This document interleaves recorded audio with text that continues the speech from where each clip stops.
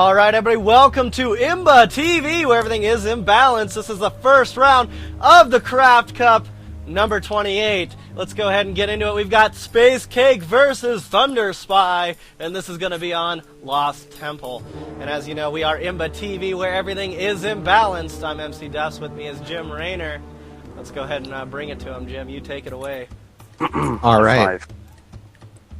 All right, spawning on the right side of the map as teal Protoss is SpaceCake, spawning at the bottom of Lost Temple as dark blue, navy blue. What's going on here? Terran would be ThunderSpy. Looks like ThunderSpy had a bit of a misclick during his SCV splitting.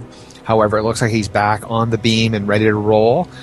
These are two mid-level Master League players, so this should be a fairly good match. We thought we would show you this match rather than showing you a top 10 player steamrolling some poor victim in the first round.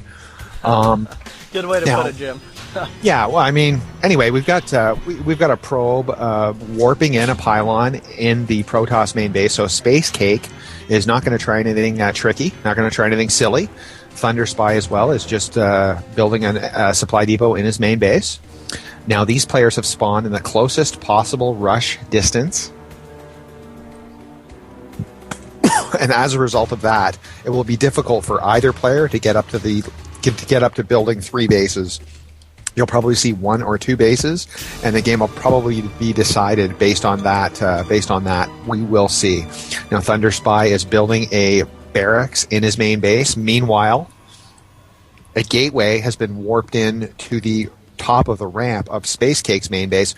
So we're going to see no silliness. We're going to see a full complete game. This is not going to be a 4-minute cheese rush build. We do know that at this point.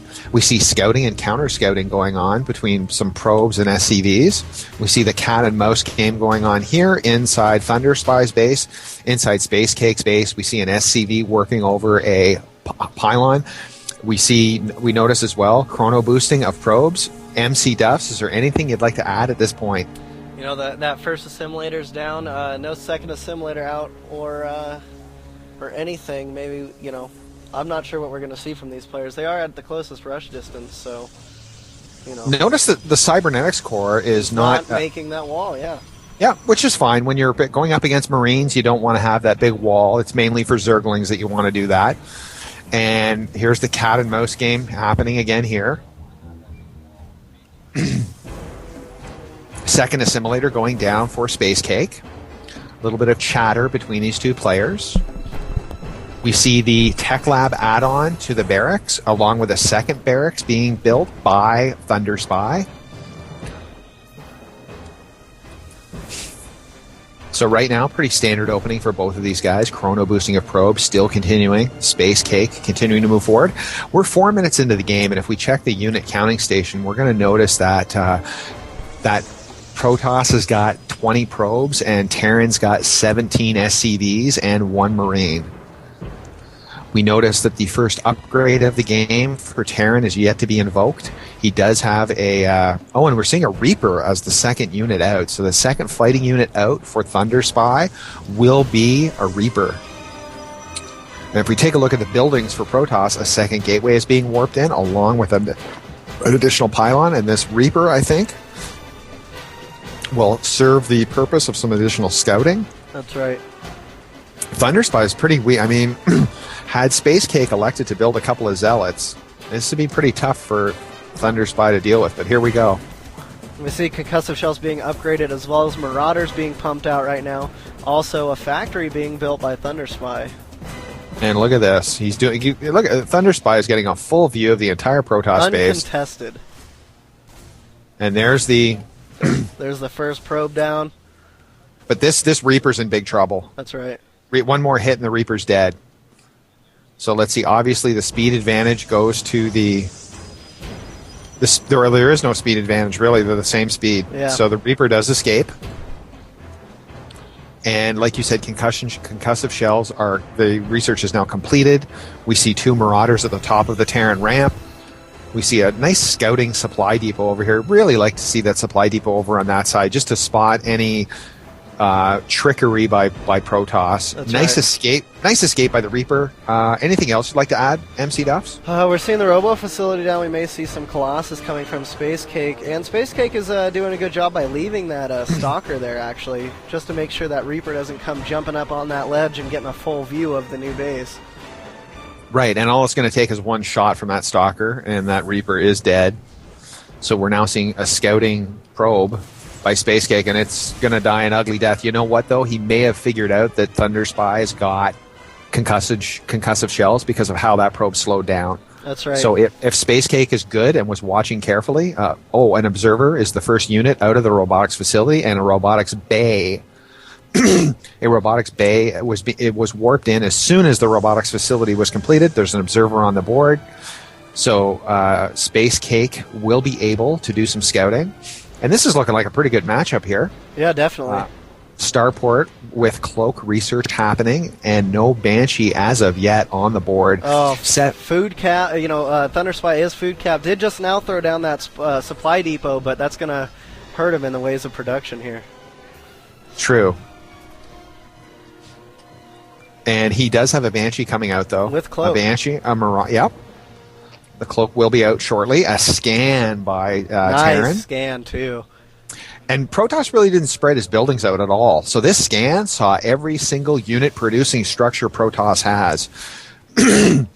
So that's a fascinating development. And we see an observer sitting right over. And I'm surprised that ThunderSpy can't see the wrinkle in the... I wonder if he can see that observer. He definitely has to see it now. Yeah. Because it went right over a whole bunch of worker units, and look, a whole bunch of fighting units. Command center did just get spotted by that observer. Yep, he moved it slightly. Now notice a building swap going on here. 2 Vikings. He canceled the Banshee and elected to build 2 Vikings, unless of course the Banshee was quickly killed and I didn't see it. But I don't think that's the case. Yeah, I don't think that's the case but look either. At this. We've got that turret coming out, and once that turret is done, this observer is going to be in some pain. It will. And boom, it's done. Yeah, basically one-shotted at that point. Yeah. Now, let's take a look at the Protoss army. Now, the Protoss army consists of 6 Zealots, 5 Stalkers, and 1 Colossus. So we're seeing a textbook army composition for Protoss. The Thermal Lance upgrade is about 80% completed. I guess the big question is, when are these guys going to time a push? What upgrade? I mean, is Protoss waiting for Thermal Lance? Is Terran waiting for Stim Pack? I mean, that Stim Pack upgrade is completed, though, so much for that theory. Level 1 attack upgrade is going down. More Vikings are coming out, probably to deal with the Colossus a lot better, as well as ThunderSpy going for the expansion. But you're right, Jim. We do need to see a push here because it's getting pretty late in the game, and somebody's going to need to do some heavy damage to somebody here. And also, the Siege Tank upgrade is not completed. Lots of Vikings, obviously, to fight off the Colossus. So obviously ThunderSpy feels as though SpaceCake is really headed towards a Colossus heavy build. That's right, and here we go. It looks like we got the first poke. And that, of course, that Stalker's dead. Yeah, no ifs, ands, or buts about it. And here we go. Yep. Big move here. So basically what we've got here is about 6 Stalkers, 7 Zealots, 1 Sentry. And here no force fields. And here come the Zealot, and there goes the Colossus. All right. But so look at that. Yeah, look at that. The infantry was all taken out, and same with the tank. He needs to get some siege tank ability done, as well as more Marauders out there, I feel. The Terran army now consists of 2 Marauders and 6 Vikings. So the Terran army's weak, and look at him lowering his Vikings. He knows he's in trouble in that way.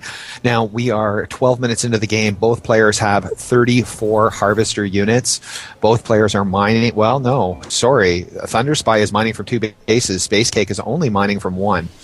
Furthermore, both players are mining from 2 gas refineries. Obviously, ThunderSpy is looking to change that because he's building refineries 3 and 4. And here comes the 3rd one and 4th one right now from from our Protoss player SpaceCake. So what do you think so far? Very passive. These Immortals are going to do some good work here. It's going to make the Vikings have a harder, much harder time doing anything just because the Vikings are there to counter the Colossus, and now we don't see any Colossus coming from Protoss. So hopefully we see some type of counter push from Protoss. He's losing his time window.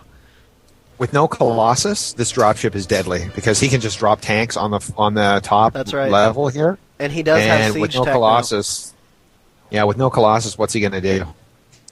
So the Immortals don't have the range to get at the tanks if he puts them far enough back. You know what I'm saying? For sure. So now if we take a look, the Terran now has 4 barracks, and every barracks has a tech lab on it. So he can pump out the Marauders. Now the one thing about pumping out the Marauders, and here we go. There's a little bit of harassment there. Now no blink and no charge for, and there we go. He's harassing the economy here. And nothing is being done about it. Protoss is doing nothing about it. Yeah. 2 stalkers to deal with this. Well, that Viking's in big That's trouble. right. Oh, it's out of here, and the second Viking needs to move off. And is there an observer out on the field anymore for... doesn't look like there is no observer, but there is the Colossus now. That Colossus is going to offer the range as well as the vision for that cliff. So we see 3 warp gates. 3 warp gates, 1 robotics facility. Those are the production structures for Protoss. For Terran, we see 4 barracks, 1 factory, 1 starport, and an armory. Yeah. Now, right now, Protoss has got 41 harvester units. ThunderSpy's got 37 SCVs. So the economies are still pretty darn even. And here we go, folks. This is a big, big push. Oh, and he's afraid of those tanks. Yeah, and look at this. 4 Marauders with stim pack and concussion shells. And he's going to take a run at them. He's going to see if he can pierce these tanks.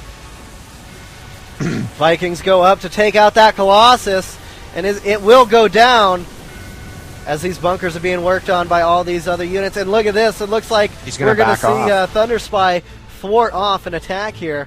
And it looks like ThunderSpy was not able to throw down that drop, which is unfortunate because there was nothing to defend against it in the Protoss base. He totally should have thrown it down. Yeah, Protoss is in big. The Protoss army consists of 7 stalkers, 1 immortal, and 4 sentries. Protoss is in big, big trouble. Oh, and look at that! Look at the sloppy force fields there. And here comes the dropship on the main mineral line right there, where there are no units at all. Very nice move by ThunderSpy as ThunderSpy pushes in with an attack move, and GG is called. SpaceCake, you're out of here. ThunderSpy is moving forward. We've got a Terran victory to start us off with.